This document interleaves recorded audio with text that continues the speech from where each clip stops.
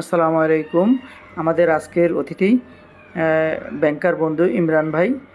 ইমরান ভাইয়ের সাথে আমরা তার ব্যক্তিগত জীবন নিয়ে কিছু আলোচনা করব। আপনারা সাথে থাকুন। ধন্যবাদ। জি, আসসালামু আলাইকুম। ইমরান ভাই, আপনার পুরো নাম কি?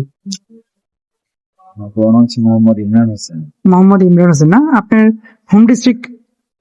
হোম ডিস্ট্রিক্ট হচ্ছে ঝালকাঠি। ঝালকাঠি হচ্ছে আপনার বরিশালের একটা জেলা, বরিশাল বিভাগের একটা জেলা। জি। তাহলে আপনি তো ঢাকাতেই মনে বড় হয়েছেন, তাই না?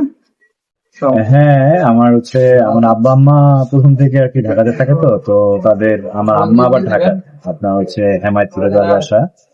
তো সে আর আব্বা আম্মা দুজনেই গভর্নমেন্ট জব করতো প্রথম থেকেই, তাদের বিয়ের আগ থেকেই আর কি। জি। তো বলে আমাদের জন্ম ঢাকাতে হয়েছে, আমি ঢাকাতেই পড়াশোনা, ঢাকাতেই born and brought up। কোন স্কুলে ছিলেন আপনি? আমি ছিলাম হচ্ছে আগারগাঁয়ে। আগারগাঁ প্রাথমিক বিদ্যালয়ে পড়ছি হচ্ছে 5 পর্যন্ত। এরপরে হচ্ছে আগারগাঁ তালতলা সরকারি কলোনি উচ্চ বিদ্যালয়, ওইখানে পড়ছি হচ্ছে এসএসসি পর্যন্ত। এরপরে বাংলা কলেজ, পরবর্তীতে রাজশাহী ইউনিভার্সিটি থেকে করার পরে আবার রাজশাহী ইউনিভার্সিটি কোন সাবজেক্টে পড়ছেন? Yes, accounting and information system. Accounting. আপনারা ইন্টারমিডিয়েট কোন ইয়ার ছিল আপনার? আমার ছিল হলো ইন্টারমিডিয়েট 6। 2006, 2006 ইন্টারমিডিয়েট, তাই না? এরপর হচ্ছে ওখান থেকে রাজশাহী ইউনিভার্সিটি থেকে এমবিএ, বিবিএ, এমবিএ করে আসছেন। আপনাদের সময় তো শুরু হয়ে গেছে, মানে হ্যাঁ, বিবিএ শুরু হয়েছে। হ্যাঁ, বিবিএ এমবিএ শুরু করে এরপর হচ্ছে আপনার এই ব্যাংকে জব নিয়েছেন। ব্যাংক। ফার্স্ট পোস্টিং কোথায় ছিল আপনার? আমার তো মানে পড়াশোনা শেষ হইলো আপনার 2012-তে। বিয়ে করছেন কত সালে? 14। 14 তো। আচ্ছা, মানে পড়াশোনা শেষ করার পর পরে? হ্যাঁ, 2012 শেষে আমার হ্যাঁ। মানে এমবিএ শেষ করলাম। এমবিএ শেষ করার পর আমি ঢাকা, মানে ইন দ্য মিন টাইম আমার জব হয়ে গেছে আর কি, জি। এমবিএ এর মাঝামাঝি টাইমে। তো আমি সেই সাথে সাথে আবার জয়েন করলাম। জয়েন করার 1 বছর পরে আমি বিয়ে করলাম। ভাবির সাথে কি আপনার এই রিলেশনশিপ না সেটেল ম্যারেজ? না, আমাদের লং রিলেশন। Term relationship. এটা কি রাজশাহী ইউনিভার্সিটি থাকার সময়?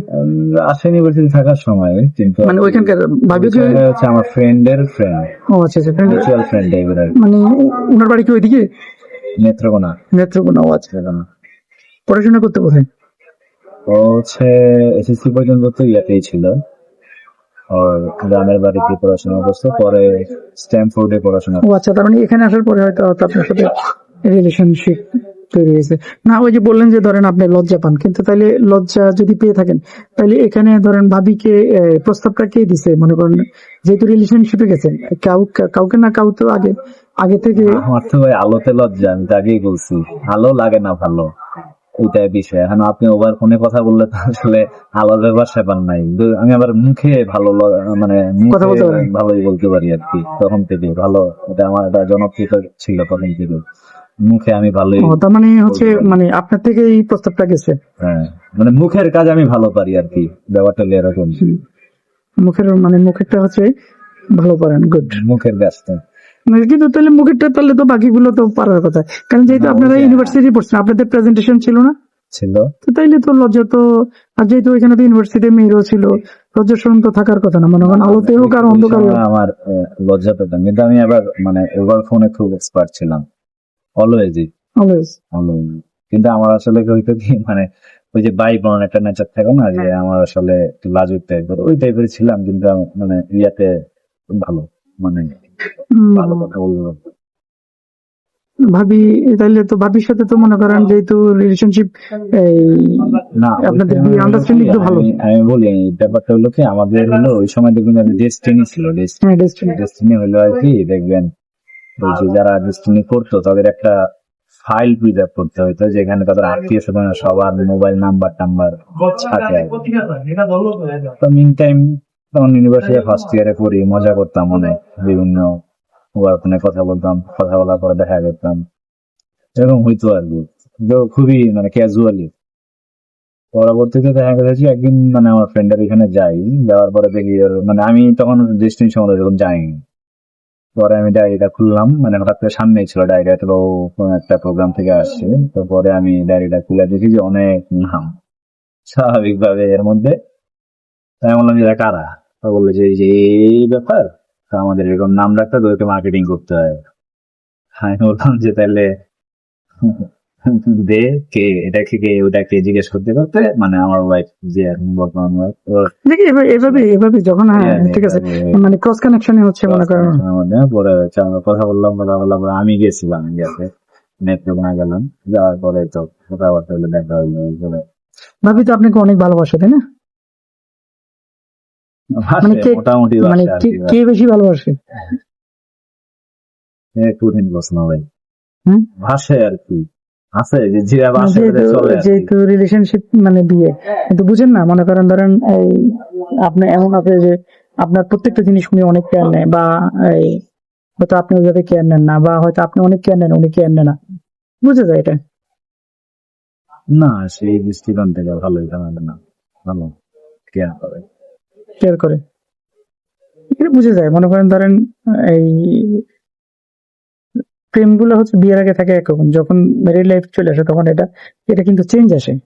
চেঞ্জ আসে, ছেলেদেরও চেঞ্জ আসে, দায়িত্ব বেড়ে যায়, মেয়েদেরও মনে করেন সাংসারিক দায়িত্ব বেড়ে যায়, সময় দিতে পারে না, মেয়েদেরও সংসারের কাজ থাকে, তখন দেখা যায় যে হয়তো বাচ্চা কাচ্চা হয়ে গেলে তখন আরো বেশি মনে করেন আপনার চাপ, মানে এই চাপ সামলিয়ে মনে করেন সেই এই মানে প্রেমিক যুগলের বা বিয়ের আগে যে ভালোবাসা সেই হ্যাঁ সেই ইমোশনটা কি কাজ করে কিনা মানে পরবর্তী সময়, সেটা জানতে চাচ্ছি আমি। এইটা আসলে কি, এইটা আসলে ট্রান্সমিট হয়, এটা চেঞ্জ হয় না। ট্রান্সমিট হয় কিভাবে, কারণ আমি বললাম যে তখন তো আমরা ছিলাম দুইজন, স্বাভাবিকভাবে আমার প্রতি তার কেয়ারিং ফুল 100% ছিল, ঠিক আছে।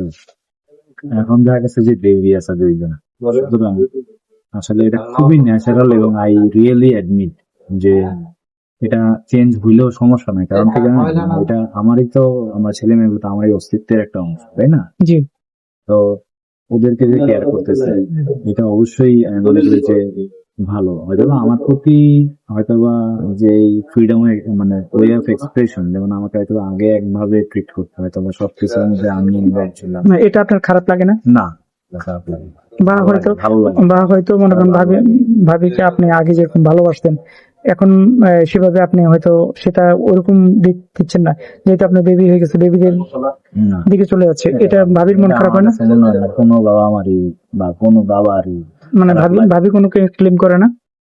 না, এটা তো ফিলিং করার কিছু নাই, কারণ হচ্ছে এটা আমি মনে করি যে দুই হাজবেন্ড ওয়াইফ সবারই এটা মেনে নিয়ে তারা চলে আর কি সামনের দিকে।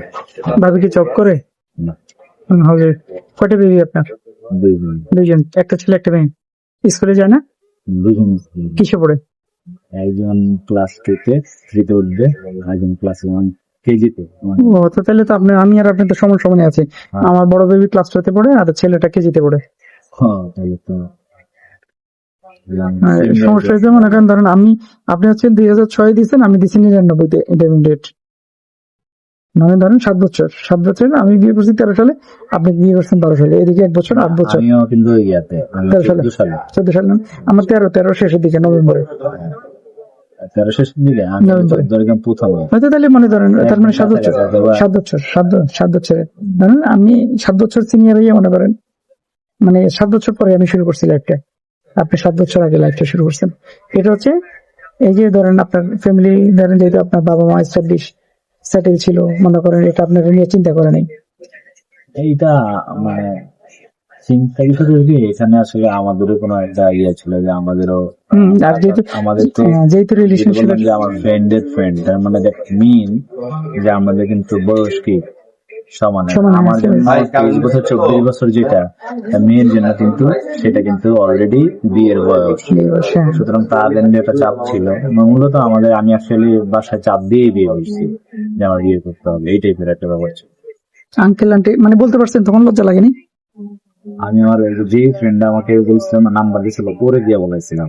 ও আঙ্কেল, ইন্টারেস্টিং, খুব অল্প ইন্টারেস্টিং। আঙ্কেল কিছু বলেনি? বিয়ে যেদিন শেষ হয় আমার পরীক্ষা, ওই সন্ধ্যার সময় ফোন দিয়ে বলে, যখন আমি তো বললাম না আমার চাকরি হয়ে গেছে ইন্ডিয়ার মধ্যেই, তো আমি তো জানি যে আমি জব পেয়ে গেছি, ঠিক আছে। তো স্বাভাবিক পরীক্ষা শেষ সন্ধ্যাবেলায় আমার ফ্রেন্ড ফোন দিয়ে বলছে যে ও তো একটা মেয়ের পছন্দ করে, এখন তো ওর বিয়ে করতে চায়। তখন যে আমার আম্মা বললো যে দেখ, ওই সময় কিছু বলে নাই, বুঝতে চা আসুক ও আসুক, আসলে আমার পরে যা বলার আর কি, অনেক চড়াই উতরাই পাই করে 1-1.5 বছর করে বিয়ে হলো। ইন্টারেস্টিং গল্প, ইন্টারেস্টিং। তাহলে এটা মনে করেন বাকিটা আরেকদিন শুনবো। ইনশাল্লাহ। 100% ভাই। ঠিক আছে, আপনার গল্পটা আমার মজা লাগছে। Second episode. সেকেন্ড এপিসোডে ওটা আমরা শুনবো, ঠিক আছে? এটা আরেকদিন আমরা সময় দেবো। ধন্যবাদ। ধন্যবাদ ভাই।